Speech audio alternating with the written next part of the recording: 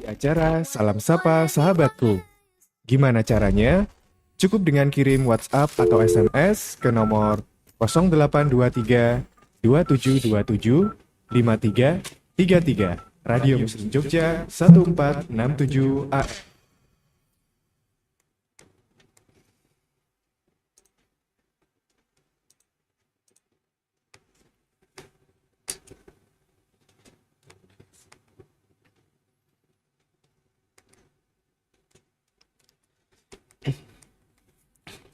Assalamualaikum warahmatullahi wabarakatuh. Alhamdulillah salatu wassalamu ala nabiyina wa ala alihi wa ashabihi ajmain amma ba'd.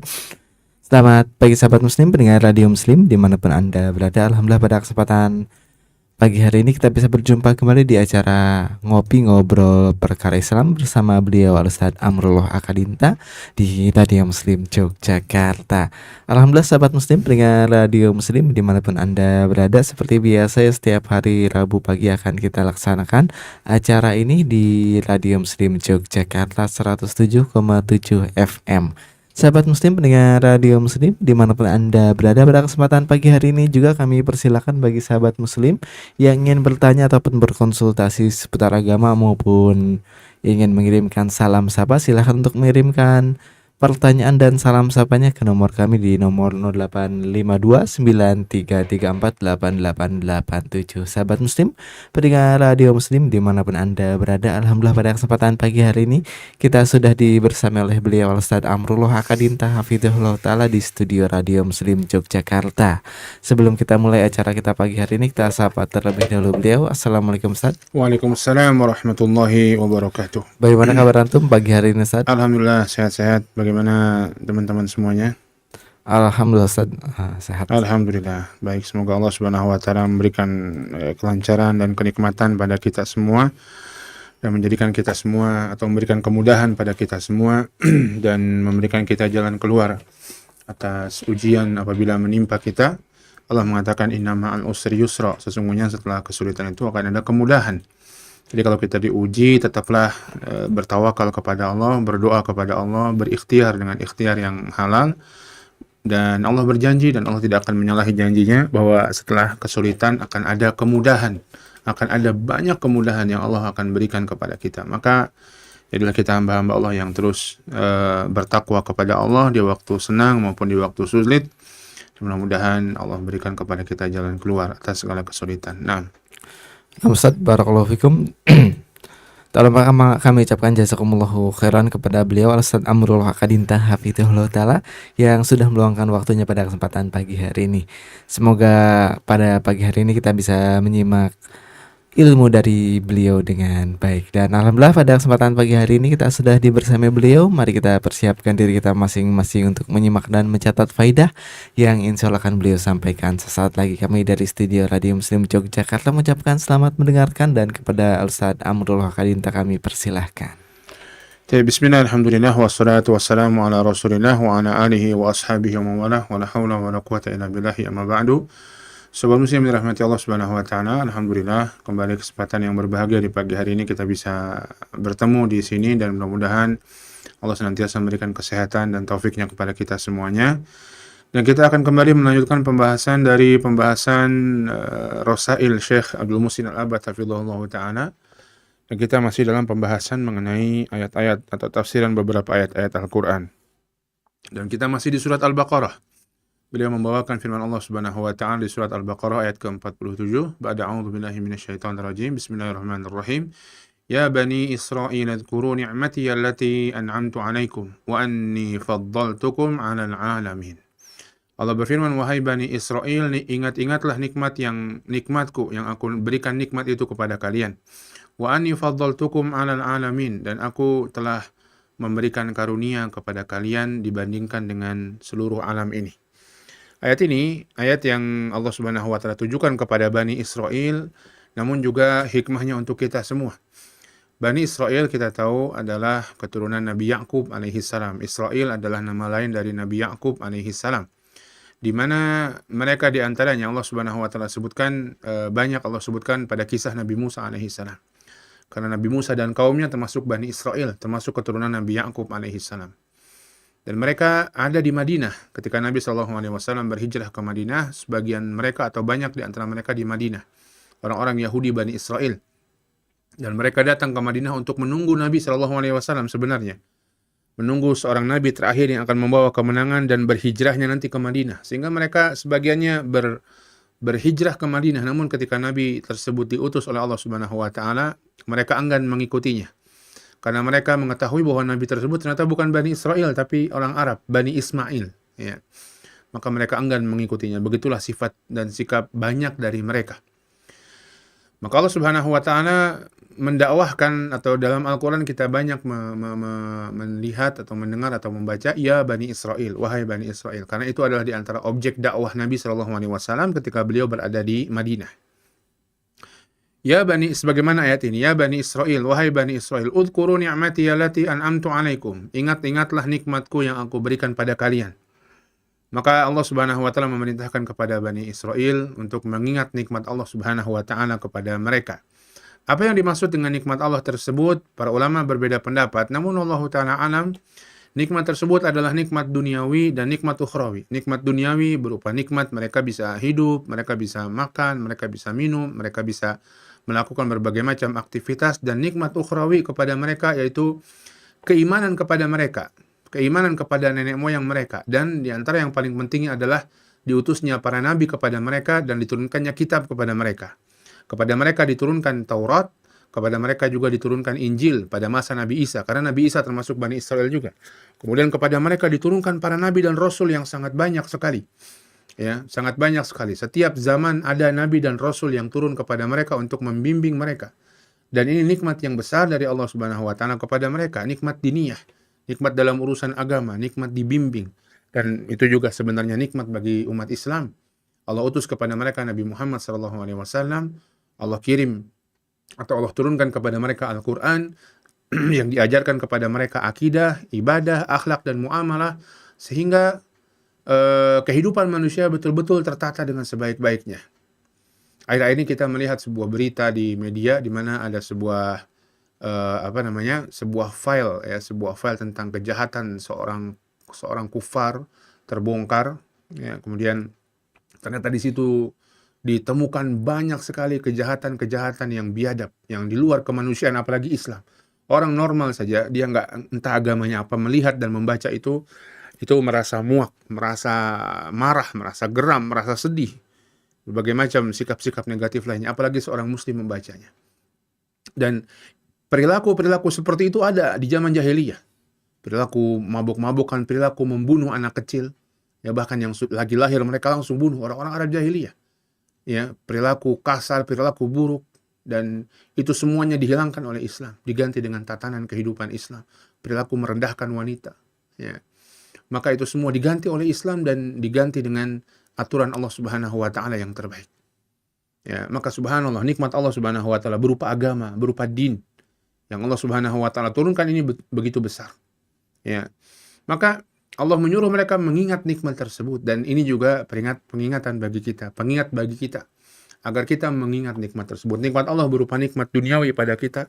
Alhamdulillah kita masih bisa hidup hari ini, masih bisa melihat, masih bisa mendengar, masih bisa makan, masih bisa minum, masih bisa ikut acara radio Muslim, ya, masih bisa tertawa, masih bisa bersama keluarga, masih bisa makan, masih bisa mencari rezeki, masih bisa menghirup udara segar, dan seterusnya dari nikmat-nikmat duniawi yang Allah berikan pada kita. Subhanallah. Walaupun mungkin orang lain ada yang lebih banyak hartanya, tapi subhanallah. Ya, demikian pula nikmat akhirat, nikmat agama, nikmat din yang Allah berikan pada kita. Allah bangun kita pagi ini, kemudian kita teringat sholat subuh, kemudian kita teringat untuk berzikir pagi, kemudian kita teringat baca Quran, kemudian kita teringat bersyukur kepada Allah Subhanahu wa Ta'ala. Nikmat dari Allah Subhanahu wa Ta'ala. Udhkuru ni'mati allati an'amtu 'alaikum. Ingatlah nikmat-nikmat yang aku berikan kepada engkau. Mengingat nikmat ini bagian dari terbesar untuk bersyukur nikmat. Mengingat nikmat. Maka Allah sering ingat-ingat nikmat. Ya. Karena kita kalau kadang-kadang kita enggak ingat nikmat, enggak bisa kita bersyukur. Tapi kalau kita ingat nikmat, kita akan bersyukur kepada Allah. Namun sayangnya kadang-kadang kita ingat nikmat ini baru ketika nikmat tersebut tercabut, subhanallah. Betapa besar, luar biasanya nikmat Allah. Kita bangun, mata kita bisa melek dalam keadaan sehat, bugar. Kita bisa terbangun dalam keadaan segar di pagi hari, nikmat. Sebagian orang terbangun, matanya nggak bisa melihat lagi. Sebagian orang terbangun, badannya sudah lumpuh separuh misalnya, terkena gejala stroke. Sebagian orang terbangun dalam keadaan takut, dalam keadaan diserang, dalam keadaan peperangan. Kita alhamdulillah, Allah berikan nikmat kepada kita. Kita bisa bangun, kemudian kita sebagian orang terbangun kamar mandi, ya buang air besar, buang air kecil, subhanallah nikmat. Sebagian orang tidak bisa buang air besar, buang air kecil kecuali dengan bantuan alat, ya, atau sakit, ya, subhanallah. Kita bisa plong semuanya, kita bisa sholat, kita bisa berwudu, punya air. Sebagian orang tidak punya air, sebagian orang tidak punya tempat tinggal, bangun sudah di tempat-tempat yang atau tidur di tempat-tempat pengungsian, bangun tempat-tempat pengungsian, tidak aman tempatnya, subhanallah. Ingat nikmat Allah Subhanahu wa taala. Mengingat nikmat adalah bagian dari kita bersyukur kepada Allah. Setiap detik, setiap saat nikmat kita kepada kita sangat banyak. Maka Allah banyak sekali memerintahkan kita untuk mengingat nikmat. Ini bagian dari kita bisa bersyukur dengan nikmat Allah. Dan orang yang bersyukur dengan nikmat Allah, maka dengan izin Allah dia akan menjadi hamba yang taat kepada Allah Subhanahu wa taala, hamba yang mudah dalam melakukan ibadah kepada Allah Subhanahu wa taala. Kalau kita kufur nikmat, jauh dari Allah. Orang yang kufur nikmat jauh dari Allah. Merasa semuanya akibat diri dia sendiri, tidak ada campur tangan Allah pada dia. Na'udzubillah. Allati an'amtu alaikum. Ingat nikmat yang aku berikan pada kalian. Nikmat itu dari aku. An'amtu alaikum. Aku berikan itu kepada kalian, wahai Bani Israel, wahai pembaca Quran, wahai kaum muslimin. Nikmat Allah kepada kita semuanya. Ya, Allah yang berikan itu pada kita. Siapa yang membuat kita bisa terbangun? Allah. Alhamdulillahilladzi ahyana ba'da ma amatana wa ilaihi nusyur. Segala puji bagi Allah yang menghidupkan kita setelah mematikan kita. Dan kepada Allah Subhanahu wa taala kita dikembalikan. Siapa yang masih memberikan keimanan dan amanah pada hati kita? Allah Subhanahu wa taala. Kita masih menjaga iman kita, bangun, kita ingat sholat, kita ingat zikir, kita ingat baca Quran, kita ingat yang kebaikan-kebaikan. Siapa? Allah. Kalau tidak orang bangun, sebagian orang bangun begitu saja. Tidak peduli sholat subuhnya. Mungkin dia lari bisa ratusan kilometer, tapi untuk sholat subuh dia tinggalkan. Padahal dia mengaku sebagai seorang muslim. Ya. Allah yang memberikan nikmat tersebut. Maka di antara doa yang kita panjatkan setiap saatnya, setiap sholat bahkan, disunahkan kita berdoa, Allahumma a'inni ala dzikrika wa syukrika wa husni ibadatik. Ya Allah, tolonglah aku untuk ala dzikrika, untuk berzikir mengingatmu, bersyukur kepadamu, dan beribadah dengan baik kepadamu. Maka ini perintah bagi Bani Israil dan perintah bagi kita. Kemudian apa lagi? Ini nikmat yang lebih khusus, yaitu nikmat diniyah. Ya. Dan nikmat diniyah yang lebih khusus, wa anni faddaltukum 'alal alamin, dan aku karuniakan lebihkan kalian di atas umat-umat di alam semesta ini, di atas bumi ini. Para ulama menjelaskan ini umat di atas muka bumi ini pada masa kalian, pada masa Nabi Musa alaihissalam. Allah menjadikan Bani Israil umat yang terbaik.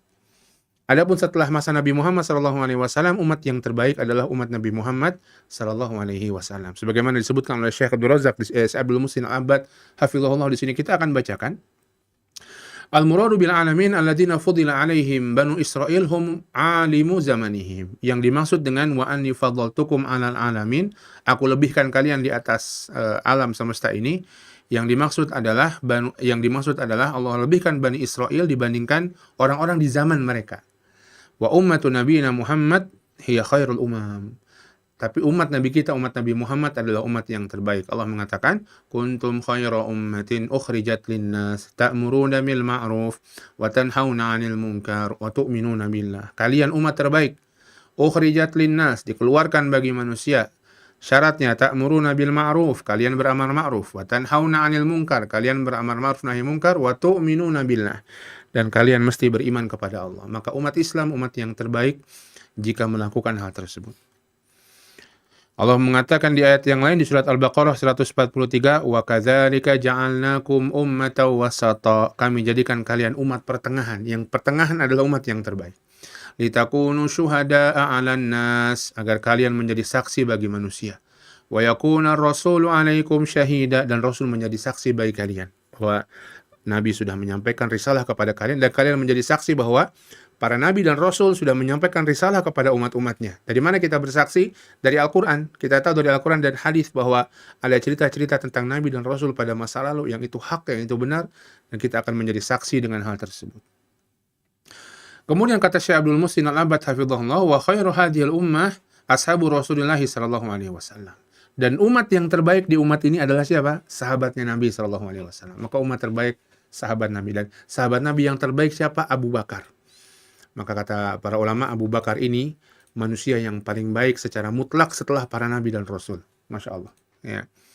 Wa qad umtuhina as-sahabatu wa banu Israil bima yakhafu minhu wa yutma'u fihi. Dan Allah Subhanahu wa taala menguji Bani Israel dan para sahabat dengan hal yang ditakutkan dan hal yang diinginkan oleh mereka. Ada dua ujian, ya. Fasabara as-sahabah wa lam yasbir Banu Israel. Dan di Al-Qur'an diceritakan, nanti akan disebutkan, para sahabat bersabar dengan ujian sesuatu yang ditakutkan dan ujian sesuatu yang disenangi tersebut. Syekh Muhammad Al-Amin Asy-Syankiti rahimahullah mengatakan, wa mimma yadullu ala afdhaliyati ummati Muhammad ala Bani Israil, di antara hal yang menunjukkan keutamaan umat Muhammad dibanding umatnya Bani Israil, annal ibtila' alladhi yadhharu bihi al-fadlu wa 'adamuhu innama yakunu bi khaufin aw tama'. Bahwa ujian yang nampak padanya orang-orang yang mulia dan yang tidak mulia itu dengan rasa takut dan yang diinginkan. Ya, seorang mukmin itu dengan rasa sesuatu yang dia takutkan, dia maju terus, dia tawakal, dia bersabar. Sesuatu yang diinginkan, dia inginkan, dia akan melihat itu benar nggak, sesuai dengan perintah Allah atau enggak. Kalau sesuai dengan perintah Allah, dia akan maju. Kalau enggak, dia akan tahan. Walaupun dia pengen benar hal tersebut, dia akan tahan. Ini ujian. Yang bisa lolos ujian itu, dialah ahlul fadl, orang yang memiliki keutamaan. Yang nggak bisa lolos, dialah adamul fadl, dia nggak punya keutamaan. Nah, kata beliau, dan ini nampak dalam Al-Quran, wa qad ibtala ashaban nabi bi khaufin wa ibtalahum bi tama'. Sahabat Nabi SAW pernah diuji oleh Allah dengan rasa takut dan dengan rasa keinginan. Wa ibtala Bani Israil bi khaufin wa ibtalahum bi tama'. Demikian pula Bani Israil, ya, diuji dengan rasa takut dan diuji dengan keinginan. Ammal khawfu alladhi ibtala Allahu jalla wa ala bihi ashaba Muhammadin SAW fahuwa annahum lamma ghazaw ghazata Badr. Apa rasa takutnya ketika pada umat Nabi Muhammad, yaitu ketika Allah menguji mereka untuk perang Badar, ya. Allah Subhanahu wa taala menguji mereka untuk perang Badar. Sempat ragu para sahabat Nabi sallallahu alaihi wasallam. Namun Nabi SAW sempat ragu, ayo gimana diperangi atau enggak nih?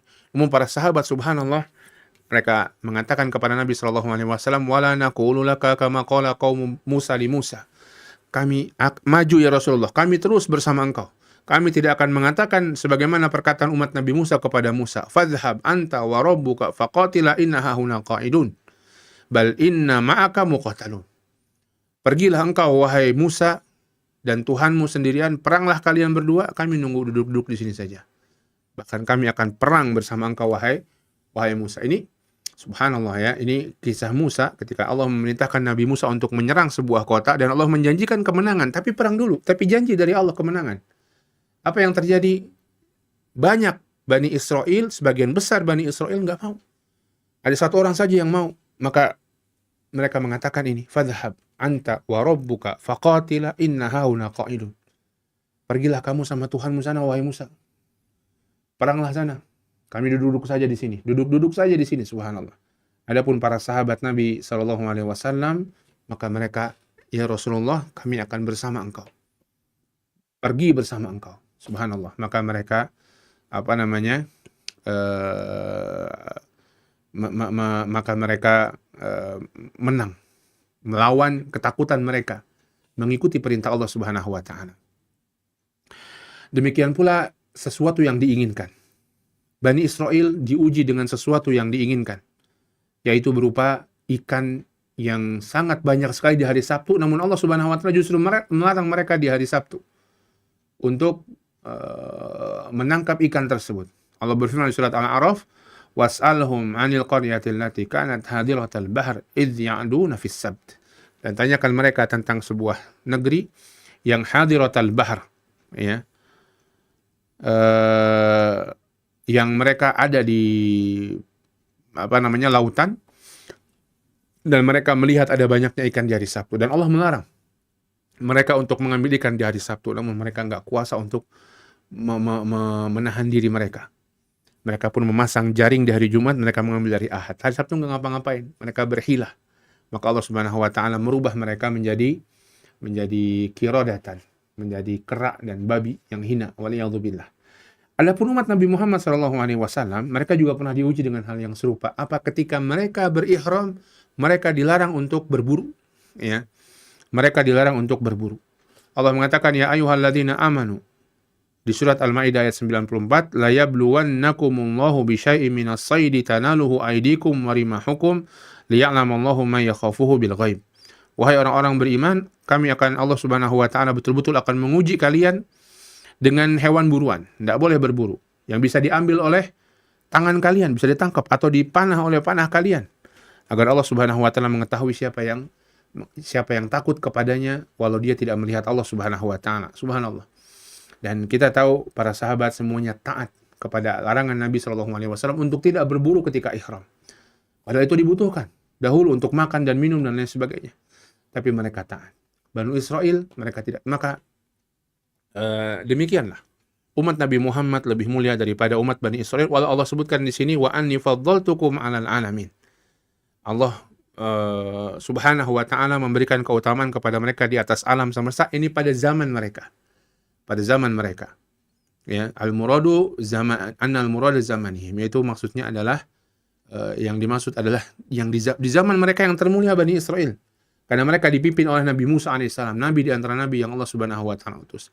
Demikian pula melihat penjelasan ini kita bisa mengetahui bahwa kemuliaan itu bukan dengan kita bersama siapa, bukan dengan kapan kita hidup, bukan dengan anak siapa kita, bukan dengan seberapa besar harta kita, tapi kemuliaan itu sebagaimana Allah mengatakan, inna akramakum indallahi atqakum. Sesungguhnya yang paling mulia di antara kalian adalah yang paling bertakwa kepada Allah Subhanahu wa taala. Mengapa umat Islam menjadi umat yang paling mulia, lebih mulia daripada Bani Israel secara umum? Walaupun secara person-person mungkin ada Bani Israel yang lebih mulia daripada umat Nabi Muhammad. Ya. Kenapa demikian? Karena umat Islam lebih tunduk kepada perintah Allah Subhanahu wa taala dibandingkan dengan Bani Israel. Maka Allah jadikan umat Islam lebih mulia dan begitulah. Ketakwaan akan membawa seorang kepada kemuliaan. Siapa yang lebih bertakwa pada Allah? Siapa yang lebih takut kepadanya? Siapa yang lebih taat dengan perintahnya? Siapa yang lebih yakin dengan janjinya? Itulah orang yang lebih mulia di sisi Allah Subhanahu wa taala. Dan kemuliaan di sisi Allah akan melahirkan kebaikan yang besar. Dalam hadis qudsi Nabi SAW mengatakan, wala yazalu amdi yataqarrabu ilayya bin nawafil hatta uhibbah. Dan ada hambaku yang senantiasa mendekatkan diri kepadaku dengan amalan-amalan sunnah. Setelah dia mengerjakan amalan wajib, dia menambah dan menghiasi dengan amalan sunnah hatta uhibbah, sampai aku mencintainya. Fa idza ahbabtuhu kuntu sam'ahu alladhi yasma'u bihi wa basarahu alladhi yubsiru bihi wa rijluhu alladhi yamshi biha wa yadahu allati yabtishu biha wa la in sa'alani la'u'idhannahu wa la ista'adani la'u'idhannahu. Kalau aku mencintainya, aku akan menjadi matanya, telinganya, tangannya, kakinya yang dengannya dia melihat, mendengar, berjalan dan melakukan sesuatu. Allah akan berikan taufik pada penglihatannya, pendengarannya, kakinya, telinga, matanya, agar senantiasa melakukan kebaikan-kebaikan. Wala in sa'alani la'u'tiyannahu. Kalau dia minta kepadaku, aku akan berikan. Subhanallah. Ya. Wala in ista'adani la'u'idhannahu. Kalau dia minta tolong, minta perlindungan kepadaku, akan aku lindungi. Siapa mereka? Orang-orang yang lebih mulia, lebih bertakwa kepada Allah Subhanahu wa taala. Wallahu ta'ala a'lam bissawab. Sahabat Radio Muslim yang dimuliakan Allah Subhanahu wa taala. Ini pembahasan kita pada kesempatan pagi hari ini dari surat Al-Baqarah ayat ke-47 ini. InsyaAllah kita akan lanjutkan pada pertemuan berikutnya. Silahkan waktu yang tersisa, mungkin kalau ada pertanyaan yang bisa kita jawab, kita jawab. Yang tidak bisa nanti bisa ditanyakan kepada ustaz-ustaz yang lainnya. Wallahu a'lam wa sallallahu ala nabiyyina Muhammadin wa ala alihi washabihi wasallam walhamdulillahirabbil alamin. Ustaz, jazakumullahu khairan atas materi yang telah disampaikan pada kesempatan pagi hari ini. Semoga bisa bermanfaat bagi kita semua, khususnya bagi sahabat muslim, pendengar Radio Muslim dimanapun Anda berada. Dan insya Allah setelah ini akan kita lanjutkan ke sesi tanya jawab. Bagi sahabat muslim, pendengar Radio Muslim dimanapun Anda berada, silakan untuk mengirimkan pertanyaannya ke nomor kami di nomor 085293348887. Nah, sambil menunggu pertanyaan dari sahabat muslim sekalian, akan kami putarkan murotal Al-Quran kami dari studio Radio Muslim Yogyakarta, mengucapkan selamat mendengarkan. A'udzu billahi minasyaitonir rajim. Bismillahirrahmanirrahim. إذا الشمس كورت وإذا النجوم انكدرت وإذا الجبال سيرت وإذا العشار عطلت عطلت وإذا الوحوش حشرت وإذا البحار سجرت وإذا النفوس زوجت وإذا الموءودة سئلت بأي ذنب قتلت وإذا الصحف نشرت وإذا السماء كشطت وإذا الجحيم سعرت وإذا الجنة أزلفت علمت نفس ما أحضرت فلا أقسم بالخنس الجوار الكنس والليل إذا عسعس والصبح إذا تنفس إنه لقول رسول كريم ذي قوة عند ذي العرش مكين مطاع ثم أمين وما صاحبكم بمجنون ولقد رآه بالأفق المبين وما هو على الغيب بضنين وما هو بقول شيطان رجيم فأين تذهبون إن هو إلا ذكر للعالمين لمن شاء منكم أن يستقيم وما تشاءون إلا أن يشاء الله رب العالمين بسم الله الرحمن الرحيم إذا السماء انفطرت وإذا الكواكب انتثرت وإذا البحار فجرت وإذا القبور بعثرت علمت نفس ما قدمت وأخرت يا أيها الإنسان ما غرك بربك الكريم الذي خلقك فسواك فعدلك في أي صورة ما شاء ركبك كلا بل تكذبون بالدين وإن عليكم لحافظين كراما كاتبين يعلمون ما تفعلون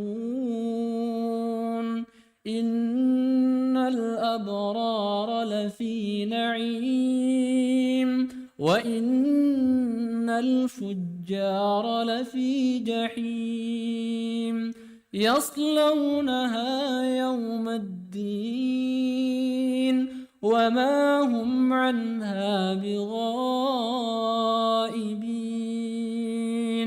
وما أدراك ما يوم الدين ثم ما أدراك ما يوم الدين يوم لا تملك نفس لنفس شيئا والأمر يومئذ لله. Salam sapa sahabatku.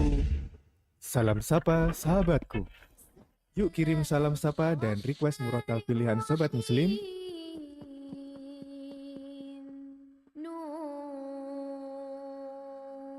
di acara Salam Sapa Sahabatku. Gimana caranya?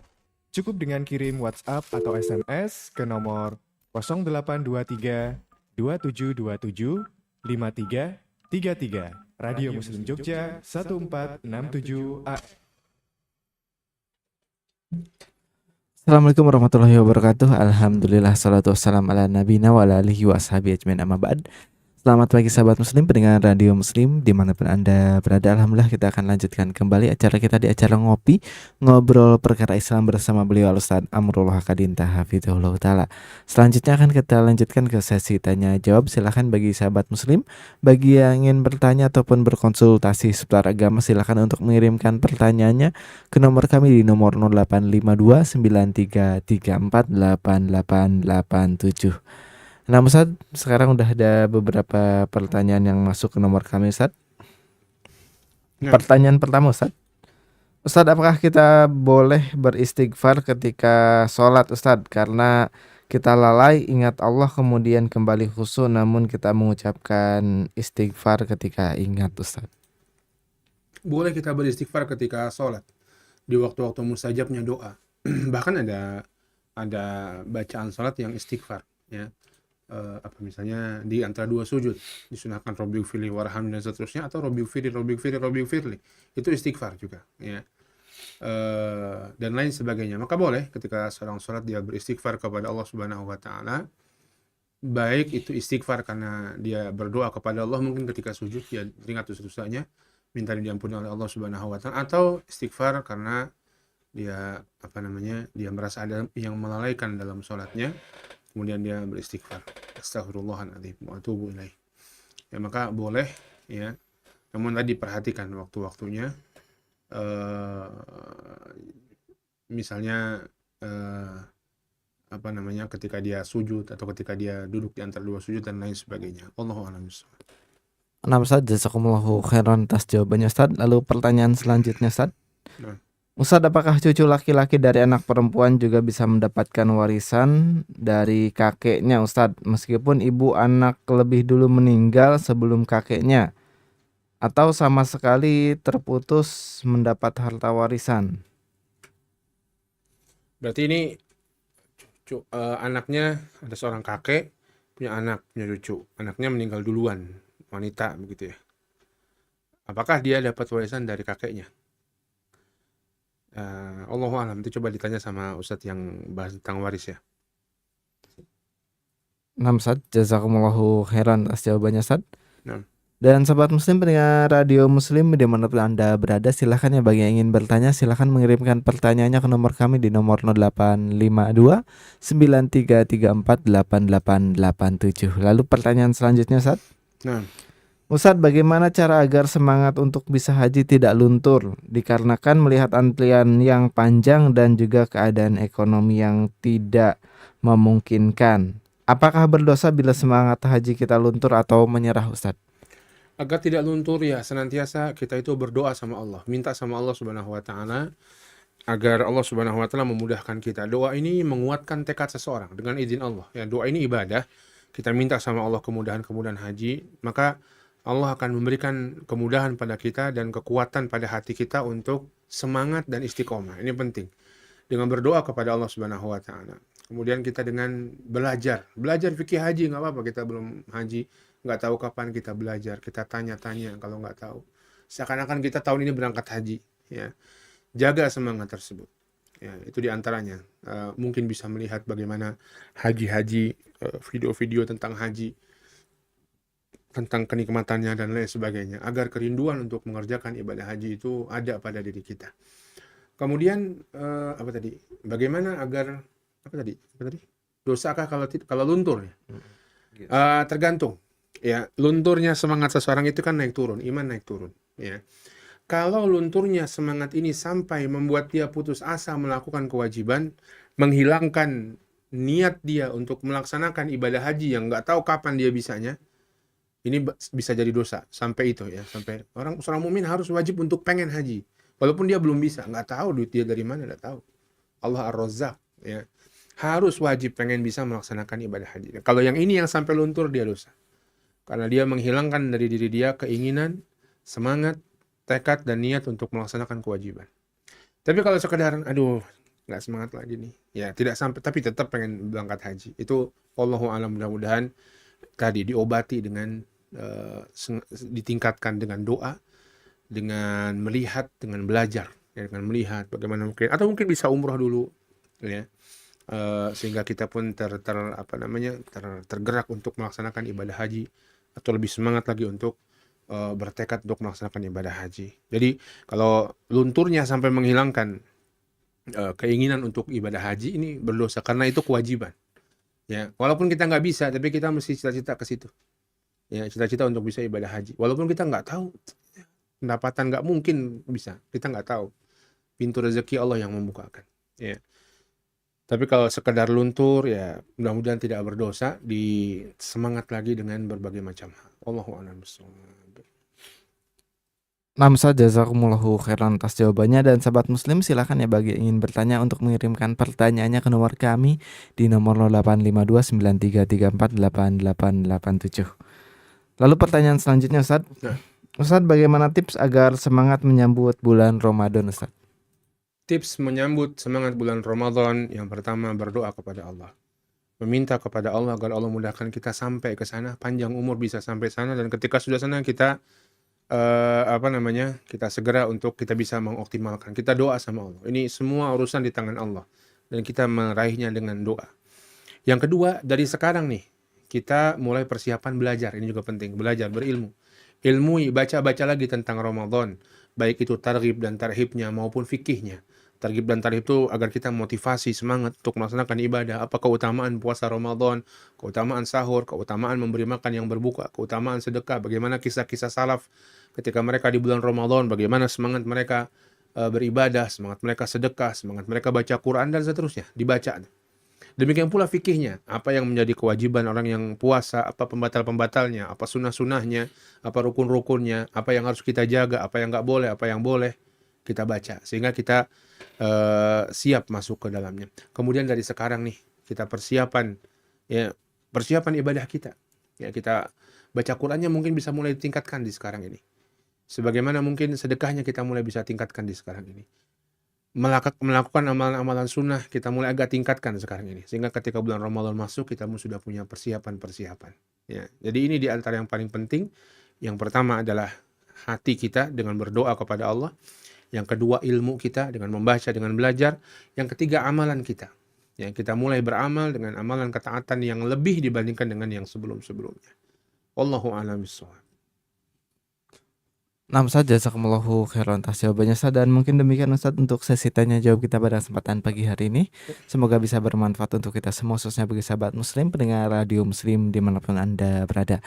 Dan mungkin demikian, Ustaz, untuk kajian kali ini. Sebelum kita akhiri, mungkin ada penutup yang bisa disampaikan, Ustaz. Nah, jazakumullahu khairan. Para pemirsa yang dimuliakan Allah Subhanahu wa taala, kita kembali ayat ini mengingatkan Bani Israel, mengingatkan kita juga para pembaca Quran untuk mengingat nikmat Allah kepada kita, agar kita bisa bersyukur, ingat-ingat, rasakan dalam setiap aktivitas kita. Ya, semuanya senantiasa berada di atas nikmat Allah Subhanahu wa taala. Sehingga kita bersyukur pada Allah. Orang yang bisa bersyukur pada Allah dengan baik, ibadah akan mudah bagi dia.